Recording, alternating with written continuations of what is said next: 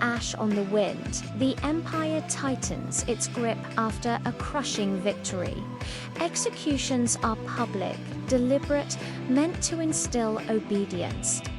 The protagonist, once a soldier, now disillusioned, witnesses the cost of order enforced through fear. Loyalty begins to fracture internally. The general who would not rest, we meet the Empire's greatest commander, driven by ambition and haunted by failure. Power has kept her alive, but at the cost of empathy. She believes order must be preserved at any cost, even her own humanity. The rebel who survived a resistance leader emerges from near death. Their survival is seen as a symbol, dangerous and inspiring. Internally, they wrestle with guilt over those who died while they lived. Orders written in blood. The Empire launches a new campaign to crush remaining resistance cells. Soldiers carry out commands they no longer believe in. Fear spreads not only among civilians, but within the ranks. The weight of symbols, the rebellion grows stronger, but heavier. Every victory costs lives. The leader realizes hope is a weapon and weapons demand sacrifice. Doubt grows. Is freedom worth this much death? A city that remembers both sides converge on a city scarred by previous wars. The city becomes a symbol of unresolved history. Civilians are trapped between ambition and survival. Mercy as treason. A soldier disobeys an order to execute prisoners. Mercy becomes a crime. This act sparks consequences that ripple through the Empire's hierarchy. The general's fear. The Empire's commander confronts a terrifying truth. The rebellion, I ascend. Dangerous because it's strong, it. Dangerous because people believe in it.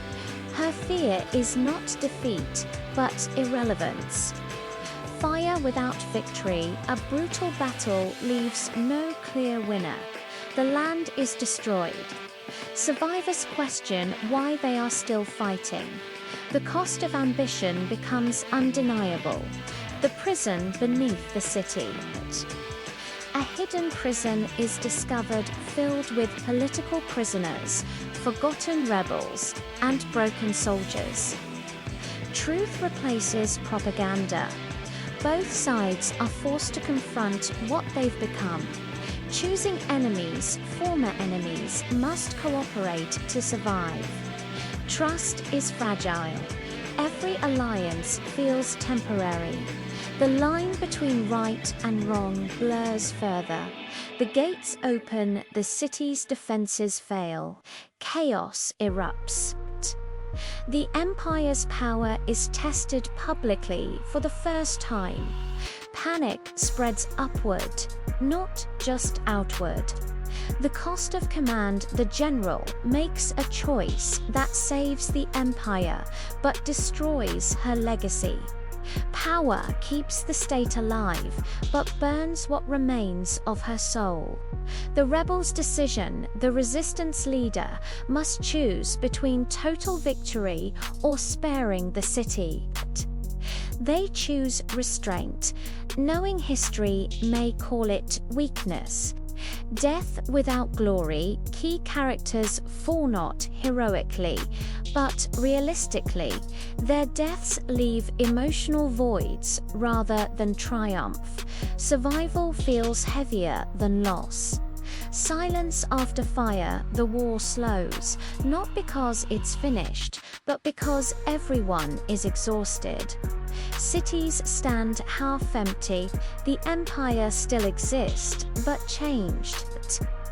What power leaves behind. Survivors reflect on what they've done to win, to survive, to rule. The rebellion did not become pure. The Empire did not fully fall.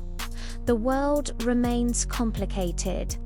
When the gates burned, the novel closes with memory rather than resolution.